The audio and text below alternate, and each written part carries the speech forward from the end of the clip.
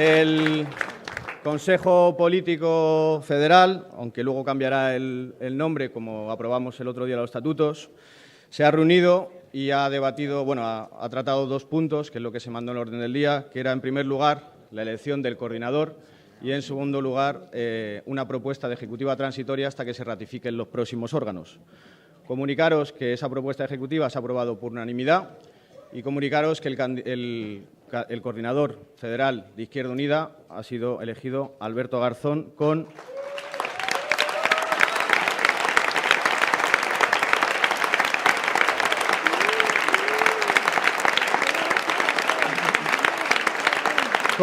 63 votos a favor, 18 abstenciones y ningún voto en contra, con un total de 81 votos. Muchas gracias.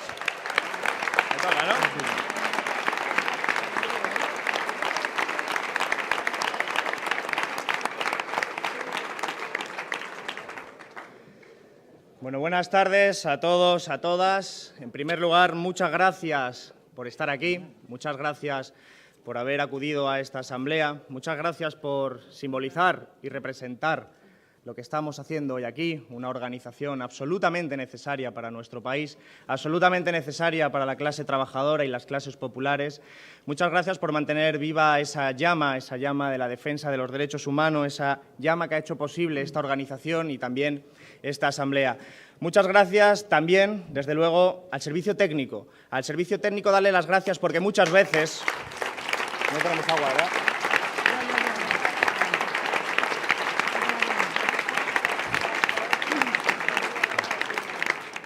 Porque nuestra organización más que ninguna sabe reconocer perfectamente lo que es el fruto del trabajo humano. Todo lo que se levanta a nuestro alrededor es el resultado de ese esfuerzo, de ese trabajo humano. Y que nosotros estemos hoy aquí pudiendo celebrar esta asamblea es desde luego gracias también, desde luego, a los compañeros y compañeras invisibles porque sus nombres no aparecen públicamente, pero que son los que se han encargado de que esto pueda salir y que haya salido tan fantásticamente bien como hemos visto en estos días. Y desde luego subo a esta tribuna agradecido por vuestra decisión, pero también emocionado. Y no es una emoción de carácter personal, no es una ambición personal lo que yo lleve aquí.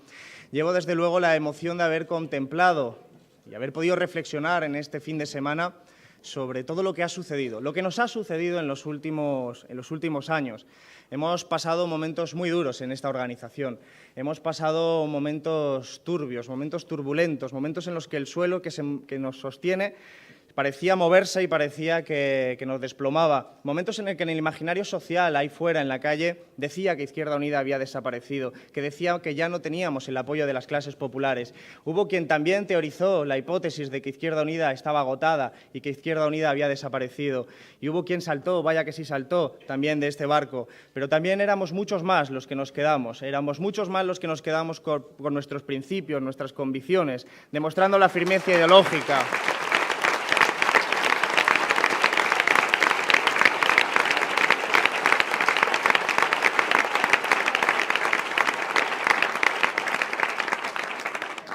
Y demostrando que con este esfuerzo, que ha sido brutal, que ha sido vasto, que ha sido enorme, con este esfuerzo hemos podido levantar, desde luego, nuestra organización sin haber doblegado en ningún momento la rodilla y hemos podido, desde luego, demostrar que esta organización es absolutamente necesaria, pero que también tiene absolutamente el reconocimiento de la gente, el reconocimiento que se expresa de múltiples formas. Pero esto no ha sido una cuestión, desde luego, individual, ni siquiera de un pequeño grupo. Esto ha sido un trabajo colectivo, un trabajo de todas aquellas personas que han seguido creyendo en un proyecto político, que es el proyecto político de esta nuestra Izquierda Unida. Y por eso el agradecimiento es para vosotros y para vosotras.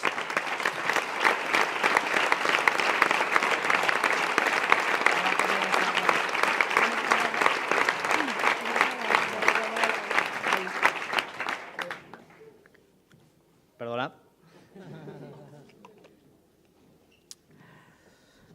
Yo soy de los que cree que la mayoría de las personas somos contingentes hacia la historia. Pero también creo que hay muchas cosas que no hubieran sido posibles sin el trabajo individual de algunas personas con nombres y apellidos. Por eso yo no puedo dejar de empezar este discurso, o de continuarlo ya, sin citar y agradecer a una persona cuya lealtad, honestidad y, desde luego, claridad ideológica, sin la cual no hubiera sido posible llegar hasta este lugar. Y, por lo tanto, quiero dedicar de mi palabra, personalmente, honestamente, y que entre todos y todas le demos las gracias, desde luego, al compañero Cayo Lara.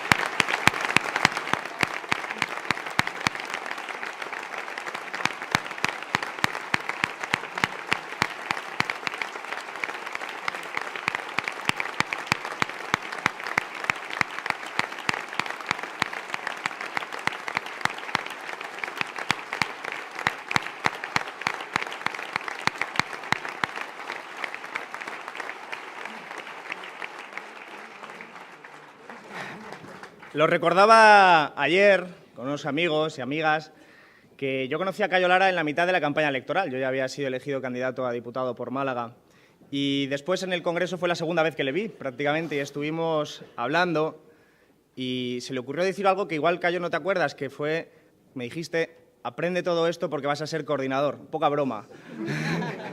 Lo dijiste y desde luego nos estuviste demostrando a muchos desde el principio lo que era la honestidad y, desde luego, la firmeza ideológica con respecto a quienes verdaderamente estaban ahí siendo nuestros enemigos de clase, que eran los que se sentaban con mayoría absoluta en ese congreso en el que, desde luego, hemos aprendido, y yo particularmente he aprendido mucho. Para mí, Izquierda Unida es un instrumento esencial para este país. Y no lo digo porque sea la organización en la que yo me afilié con 16 años y llegué y me recibió de la forma tan humilde como yo esperaba. No lo digo tampoco porque sea la organización en la que se han criado y desarrollado referentes que son para mí referentes ético-políticos como Julio Anguita, como Antonio Maillo. No lo digo solo por eso. Lo digo porque la verdadera fuerza de Izquierda Unida es la energía social que canalizamos. La energía social de toda la gente que en el municipio, en las calles, en los barrios, en los puestos de trabajo, está desde luego desempeñando una labor histórica de lucha contra las injusticias, contra la explotación, contra la opresión, esa gente que se enfrenta al cacique de los pueblos, esa gente que se enfrenta al explotador, a quien oprime, esa gente que se enfrenta en definitiva a las injusticias. Toda esa fuerza es fundamental para cambiar este país. Este país no se puede cambiar sin esta fuerza y eso tenemos que explicárselo muy bien a todo el mundo. Este país cambiará, desde luego que cambiará y somos optimistas en esa tarea histórica, pero será necesariamente con nuestra participación, con nuestra capacidad de transformar la sociedad, porque es la energía social de esta organización. Al fin y al cabo, no somos los únicos, pero, desde luego, esta organización es la heredera cultural, política y emocional de un hilo rojo de la historia, del hilo rojo de la historia de quienes defendieron la democracia en la Segunda República, de quienes lucharon contra el franquismo, de quienes lucharon por la democracia después durante la transición. Es el hilo rojo de la historia de la lucha contra la opresión y contra la exclusión. Y nosotros nos sentimos herederos de todos ellos. Nos sentimos, por supuesto, aquí, herederos también de los hermanos y hermanas internacionales que vinieron en las brigadas internacionales. Somos herederos, desde luego, de esa lucha de todos y de todas.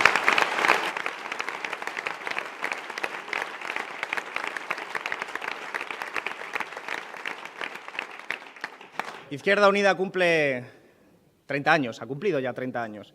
Hemos cumplido colectivamente 30 años. Surgimos al calor de las movilizaciones contra la OTAN, surgimos porque creíamos que el capitalismo estaba cada vez más atacando a la mayoría social y a la clase trabajadora. Surgimos también por un segundo motivo, por la derechización del Partido Socialista, que había prometido la democracia y el desarrollo, y lo que nos estaba trayendo era la corrupción y el subdesarrollo. Surgimos por todo eso, y si uno hace un análisis ahora mismo, se da cuenta de que esas causas, esas razones que nos hicieron surgir y emerger, ahora se han multiplicado, se han agudizado. Por lo tanto, no hay mayor motivo para decir que Izquierda Unida como proyecto político sigue siendo aún más necesario que nunca, porque el capitalismo es aún más salvaje y el Partido Social cada vez más de derecha, el Partido Socialista cada vez más de derecha.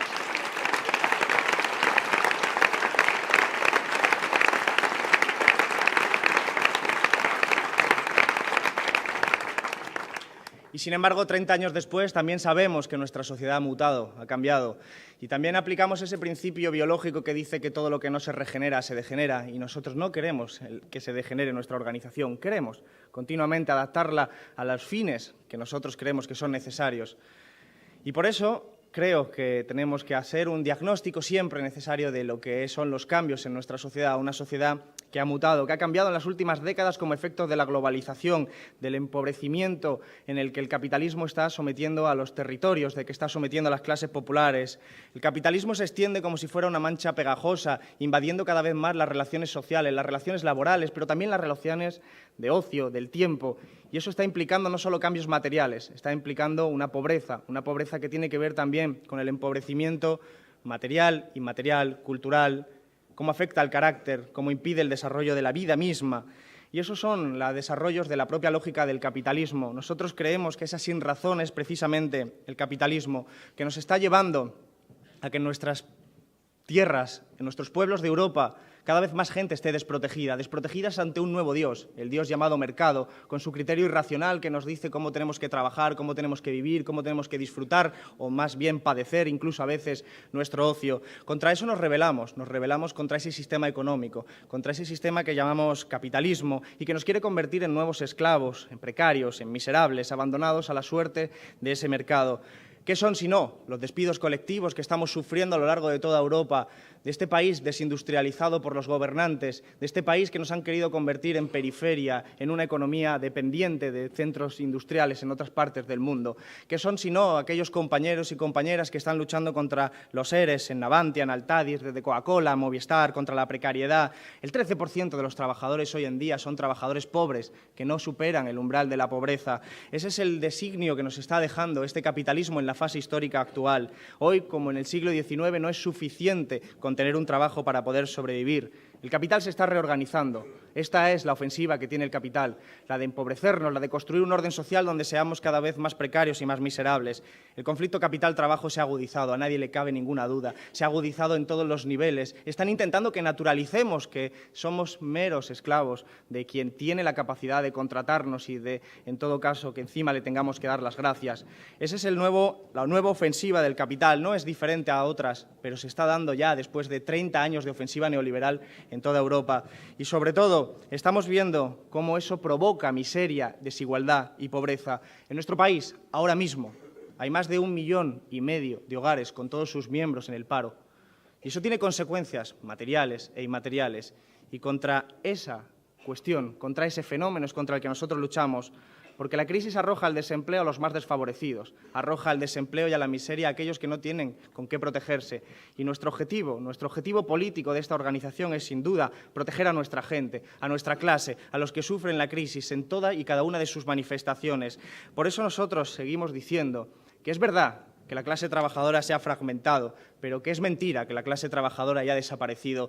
Hay una diferencia esencial que nos separa con aquellos que visten normalmente traje y corbata y que tienen la capacidad de contratar a otras personas y contratar trabajo ajeno. Y es que todos los que estamos aquí, todos nosotros y nosotras, solo tenemos nuestro propio cuerpo para poder obtener ingresos con los que poder sobrevivir. Por eso somos clase trabajadora, con la que, desde luego, nuestra dignidad nos acompaña a luchar para que, desde luego, haya algún día, una sociedad sin clases, de justicia social y el socialismo.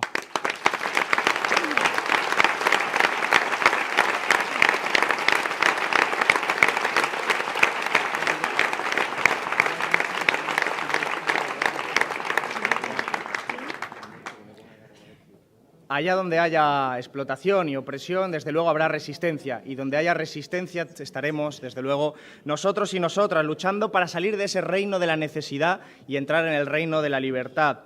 Si echamos un vistazo a nuestro alrededor, vemos que tras décadas y siglos de desarrollo tecnológico, de incremento de la capacidad productiva, de incremento de la productividad, lo lógico sería pensar que pudiéramos alcanzar unas jornadas laborales más reducidas, unos mejores salarios, unas mejores formas de vivir, de compaginar nuestro trabajo con nuestro ocio.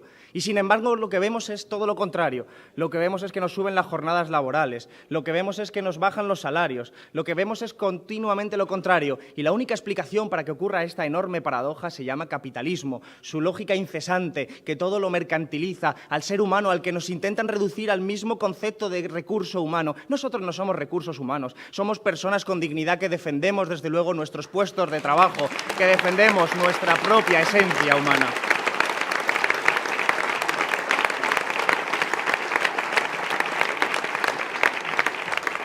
Este sistema es incompatible con la vida, pero también lo es, desde luego, con la propia democracia. Lo hemos visto en estos años de globalización neoliberal, en la que hemos visto que los parlamentos se han convertido en meros teatros de sombras, en las que se puede debatir sobre lo posible, pero que esos márgenes de lo posible quedan para las decisiones de otras instancias ajenas a la democracia, que es ese poder privado, salvaje, que chantajea al poder público y democrático. Y por eso nosotros queremos salir de ese espacio, queremos traer la democracia porque creemos en una concepción plena de la democracia, que tiene que ver no solo con votar, sino con decidir, que no siempre son las mismas cosas, y tiene que ver también con que la democracia es sobre todo ser libre en el sentido republicano. Y eso significa ser libre de las privaciones y de las necesidades fundamentales. ¿Somos hoy acaso libres? ¿Somos acaso sociedades libres? Yo pienso que no. No solo por las leyes represivas que nos están golpeando cuando vamos a las manifestaciones, a las huelgas, a los piquetes, a cualquier concentración. No solo porque nuestros compañeros sindicalistas están pasando continuamente por los juzgados por defender los derechos de todos y de todas. No solo no somos libres por eso. No somos libres porque nos están empujando a las privaciones. Porque en nuestro país hay un 30% de personas en el umbral de la pobreza. Porque hay miles de personas todos los días pidiendo comida en los centros y los comedores sociales, porque hay un 10% de los hogares de nuestro país que no puede tener la temperatura adecuada en sus hogares porque no tiene dinero para hacerlo, y eso deriva, desde luego, en enfermedades, en la muerte y, en definitiva, en lo que es la forma más extrema del capitalismo. Y nosotros creemos que eso no es ser libre, porque nosotros creemos en una libertad republicana en la que sigamos, desde luego, libres y dueños de nuestra propia vida. Eso es a lo que nosotros le llamamos socialismo, y lo que acabo de describir es nuestro país. Lo que acabo de describir es lo que se está viendo en las calles, y contra eso es contra lo que estamos luchando. Y esa es la única realidad que nosotros contemplamos, la que vemos en nuestros barrios y en nuestros vecindarios. Es la de la desigualdad y la de la miseria, pero no nos resignamos. Por eso creemos que nuestro sistema político está agotado. Nuestro sistema político está agotado como consecuencia de sus propios vicios.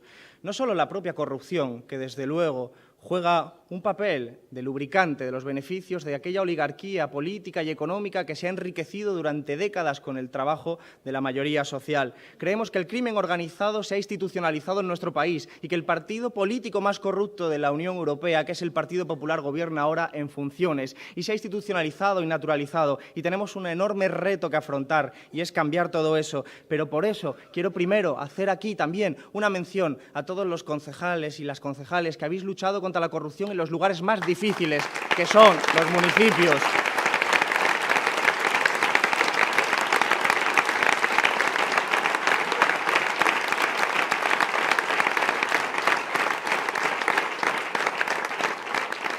Y también, como no, al equipo de abogados, Enrique, Juan, Antonio, Amanda, que han sido los que han llevado al Partido Popular a los juzgados.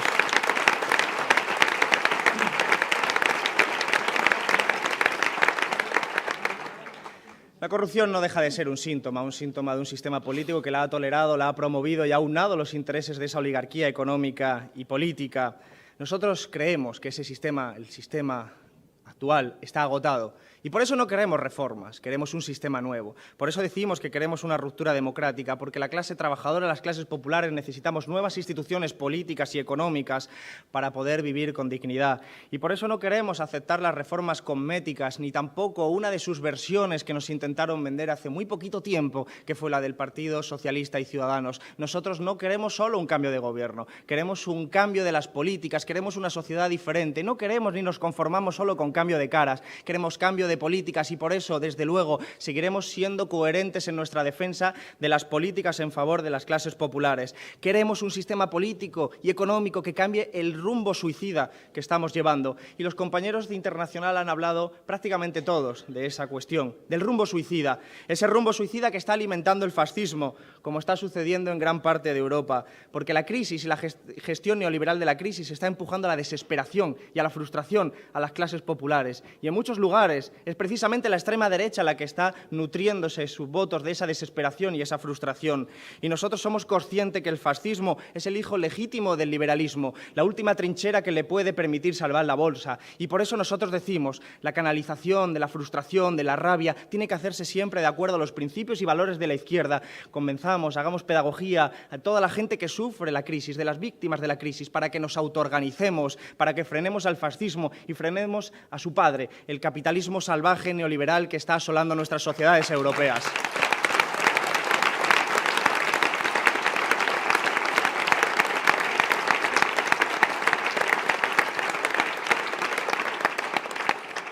Y eso en la Unión Europea tiene nombres y apellidos también. Son esos burócratas de la Unión Europea que son los que están tomando esas decisiones sin tener en cuenta, o peor aún, teniendo en cuenta y dándole igual cómo le afecta a la gente en su vida cotidiana los desahucios, el desempleo, la precariedad, la miseria o la desigualdad. Pero son esos mismos burócratas, y no nos sorprende por eso mismo, los que nos metieron Maastricht, los que nos quieren meter el Tratado de Libre Comercio entre la Unión Europea y Estados Unidos. Y son esos mismos burócratas capaces de justificar y pactar que haya un acuerdo entre la Unión Europea y Turquía que sigue asesinando a miles de personas en el Mediterráneo. Solo en la última semana han muerto más de 1000 personas en el Mediterráneo, en nuestras costas, ahí al lado, sin que ninguno de estos burócratas se haya preocupado en absoluto. Todo lo contrario, han seguido pactando con las dictaduras del Golfo Pérsico, han seguido promoviendo las guerras con ese instrumento de masacre que se llama la OTAN, y contra todo eso nos rebelamos, contra todo eso nos situamos.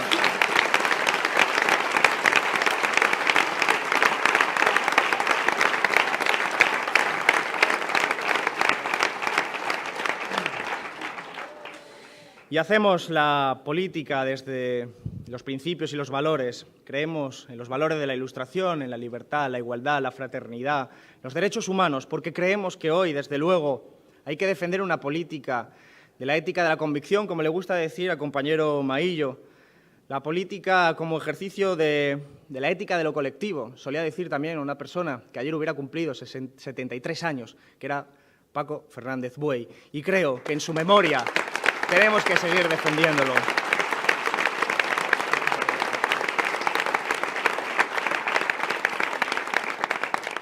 Y es que hoy defender los derechos humanos, hoy defender una concepción ética de la política es ser antisistema, porque el sistema es anti nosotros. Hoy defender el derecho a la vivienda nos implica tener que recibir los palos de la policía, las multas del sistema y, desde luego, encima, los insultos de aquellos que están defendiendo a los bancos y a los responsables de la crisis. Hoy defender el derecho al trabajo te puede acabar en los juzgados, como he dicho antes, y como padecen muchos de los sindicalistas y de vosotros y vosotras mismas. Hoy, en definitiva, seguir esa brújula de los derechos humanos, unos derechos humanos cuya llama mantuvo desde luego el socialismo viva durante los tiempos más oscuros de nuestra sociedad reciente.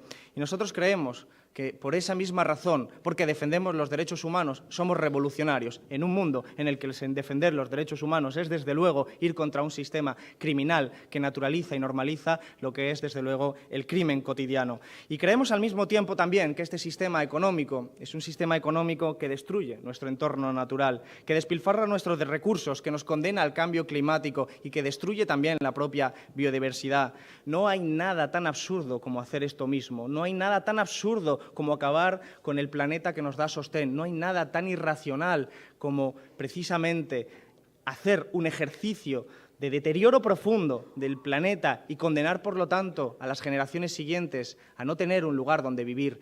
Los tiburones y los burócratas financieros y especuladores podrán seguir especulando con los alimentos, podrán seguir destruyendo el medio ambiente como hacen, pero no podrán acabar con la segunda ley de la termodinámica. Y nosotros creemos, desde luego, que en el Día Internacional del Medio Ambiente, como es precisamente hoy, tenemos que decir que somos ecologistas y somos socialistas porque creemos que sin el socialismo el planeta está agotado. Sin el socialismo nuestro planeta no puede vivir.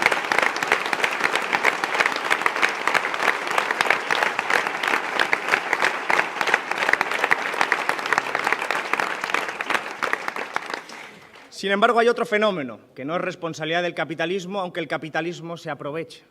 Aunque el capitalismo se aproveche y lo expanda de forma brutal, que es desde luego el patriarcado. El patriarcado como forma de opresión, como forma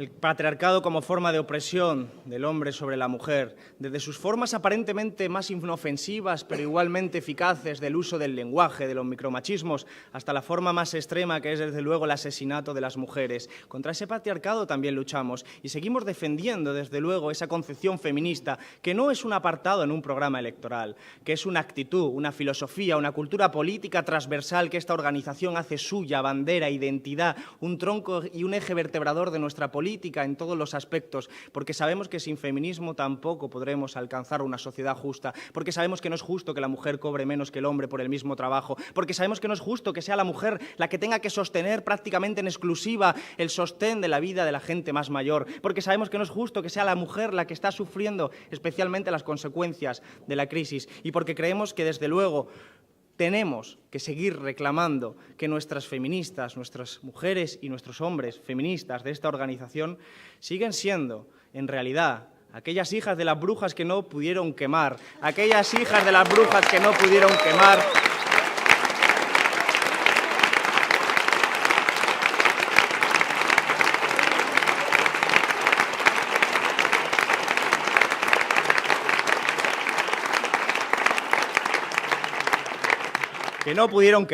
y que en su vientre, que es suyo, llevan esos valores de justicia. El vientre que es suyo, por supuesto que sí, también se le demostró a ese nuevo Torquemada, que era Gallardón, se le demostró y se le demostró desde la unidad popular y de la lucha en la calle.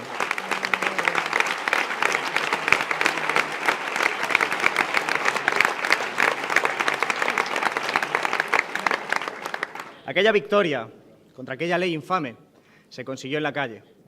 Se consiguió con la movilización de las mujeres y también de los hombres que luchaban por esos derechos humanos, por la lucha feminista. Como también se consiguieron la paralización de miles de desahucios a lo largo de nuestro país, como se consiguió paralizar la privatización de la sanidad en Madrid, como se consiguió también paralizar muchos EREs a lo largo de todo el Estado español. Y se consiguió con algo que se llama unidad popular. Y la unidad popular, la confluencia, no es una herramienta de marketing electoral, es un instrumento de lucha, de combate, en la que uno tiene claro cuál es su objetivo y que aparca las diferencias secundarias para poder satisfacer a esa gente. Y vosotros y vosotras que habéis estado en esas manifestaciones, en esas mareas, parando los desahucios, sois plenamente conscientes de que cuando es uno capaz de evitar que a una persona sin recursos le quiten la vivienda a un banco y ve cómo llora y te lo agradece no a ti, sino a toda la gente que ha luchado, también al que está a tu lado y tiene otro carnet político, cuando uno se da cuenta de todo eso, cuando uno recibe esa emoción, sabe realmente lo que es la unidad popular, que no es un debate escolástico, que es una práctica política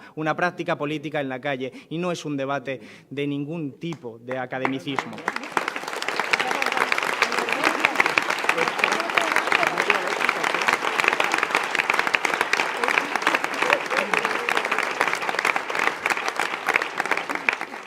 Nuestro país necesita la confluencia, nuestro país necesita la unidad popular, nuestro país necesita la colaboración. Por eso, hoy estamos muy orgullosos del ejercicio que hemos hecho los militantes y las militantes de Izquierda Unida en todo este tiempo, porque han sido ejemplos y expresiones de unidad popular. Y nos faltaba una, la expresión de la unidad popular también en lo electoral. Y hoy somos capaces de decir que hemos conseguido un buen acuerdo para Izquierda Unida, un buen acuerdo para Podemos, un buen acuerdo para el resto de formaciones, pero sobre todo hemos conseguido el mejor acuerdo para las clases populares de este país.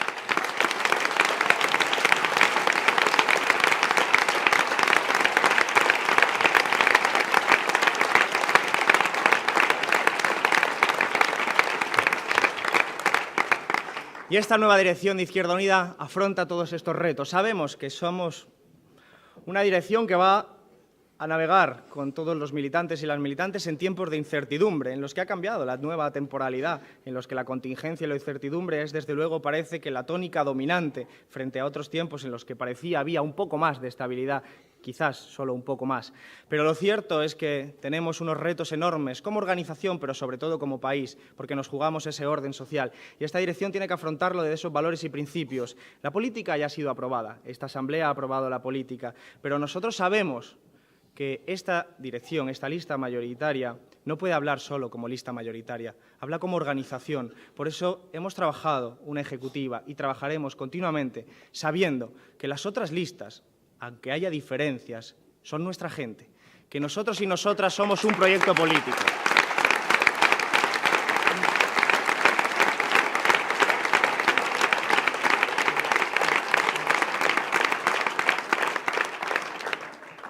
Estos días he estado hablando como persona que encabezaba nuestra lista mayoritaria, he estado hablando con quienes también encabezaban las otras dos, con Paloma López y con Tassi Oliver.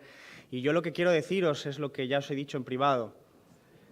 Vosotros y vosotras sois necesarios. absolutamente necesarios para transformar este país. Vuestra gente, vuestra lista, nuestra gente, nuestra lista. Somos todos absolutamente necesarios. Sería una incoherencia mantener una llamada de confluencia hacia afuera y no hacerla hacia adentro. Por eso, nuestra ejecutiva es una ejecutiva integradora, es una ejecutiva con todo el mundo, porque la política está aprobada, solo hay que trabajar, y vamos a trabajar todos en la misma dirección, en la dirección de poner en marcha y desplegar lo que esta Asamblea nos ha mandatado, que es la política para transformar nuestro país, la política en beneficio de las clases populares. Por lo tanto, Tasio, Paloma, como representantes de vuestras listas, os agradezco que hayáis aceptado integrar y que trabajemos conjuntamente, que aparquemos en este momento las diferencias y que pensemos, desde luego, que nos une más de lo que nos separa, que no significa que neguemos las diferencias, significa sencillamente que hay cosas mucho más importantes como las que hemos descrito o como las que realmente vemos a lo largo de nuestras calles. Esa unidad popular también es una unidad popular en lo interno y queremos una organización que cambie un poco, aunque sea esa cultura política, o mejor dicho, mucho. La cultura política de mirar siempre hacia adentro. Queremos mirar más hacia afuera, más hacia los problemas de nuestra gente, a los problemas de los barrios, de las calles, de los centros de trabajo, de toda la gente que está sufriendo y pasándolo mal y necesita, exige una izquierda unida a la altura de las circunstancias. Ese es nuestro reto. Es muy ambicioso, pero sabemos que no es un trabajo solo de los que estamos aquí subidos en este momento, sino que es de todos vosotros, de todas vosotras y de toda la gente que simpatiza con nuestro proyecto. Y este proyecto, para terminar, quiero decir, no es un proyecto, desde luego, desde la resignación. Yo creo que ha quedado ya bastante claro. No solo por el corazón que abre este atril, que me parece bien.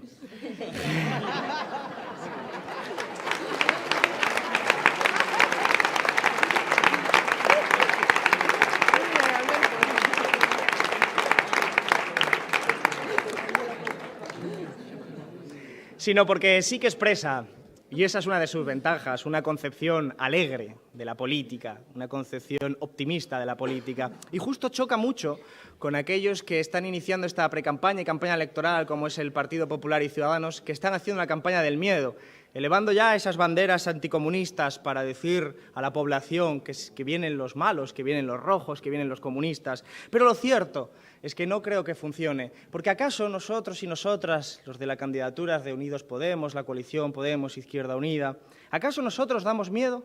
¿Pero damos miedo a quién? ¿Damos miedo a quien está a punto de perder su vivienda? ¿Damos miedo a quien tiene miedo de que su hijo o hija se marche del país y tenga que abandonar su memoria, su tiempo y su recuerdo? ¿Damos miedo acaso a aquellos que están desempleados? ¿Damos miedo acaso a aquellos que están al borde del precipicio? ¿O damos miedo realmente a los que han saqueado y expoliado nuestro país? ¿A quién damos miedo?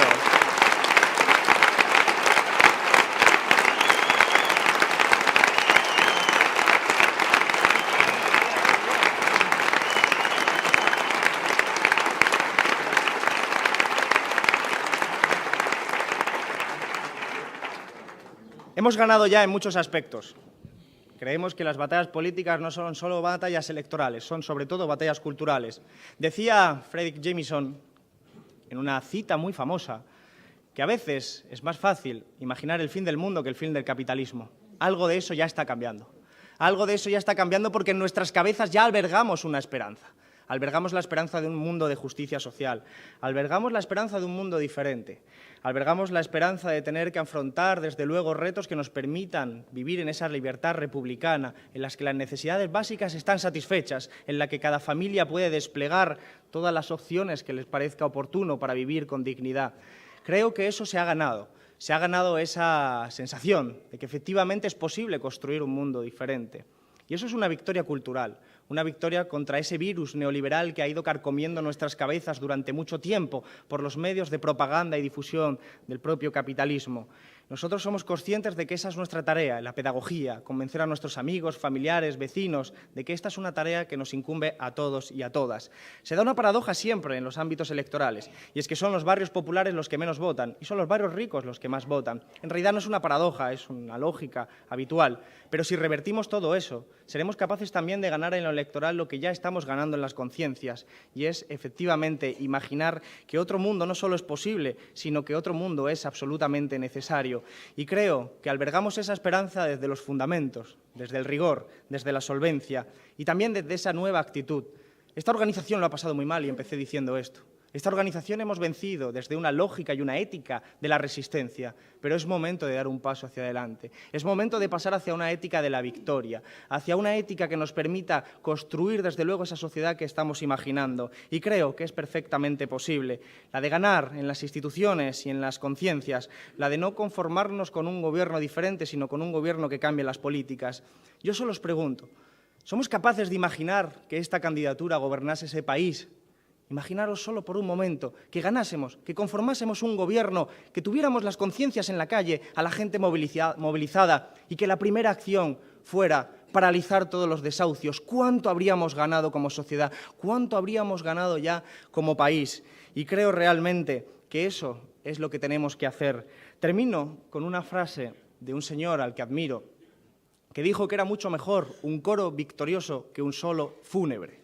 Creo que eso expresaba perfectamente la necesidad de trabajar con otros y con otras, la necesidad de pensar en términos positivos y propositivos, de victoria, de transformar nuestra sociedad, porque nos mira, a nosotros sí, que tenemos esa perspectiva, nos mira la historia, nos mira nuestros padres, madres, abuelos y abuelas que lucharon por el mundo que nosotros seguimos teniendo en la cabeza y que son nuestras acciones en el día de hoy lo que permitirán que ese mundo sea posible. Y nosotros y esta dirección, desde luego, y yo personalmente, como coordinador, aunque me sea ahora extraño decir estas palabras, os prometo que sobre todo vamos a trabajar mucho. La cultura del trabajo es la cultura que ha alimentado el socialismo y la cultura del trabajo es el eje vertebrador de nuestra política y, por lo tanto, desde ese trabajo, desde la honestidad, desde la ética de la convicción, desde la convicción también de que la política las hacen las personas buenas, como alguien ha dicho en una intervención previamente, desde esa convicción estamos convencidos de que vamos a construir un mundo mejor, un mundo que en nuestro país permitirá nuevas instituciones políticas y económicas y que nos permitirá por fin recuperar esa memoria democrática y decir por fin salud y república. Muchas gracias.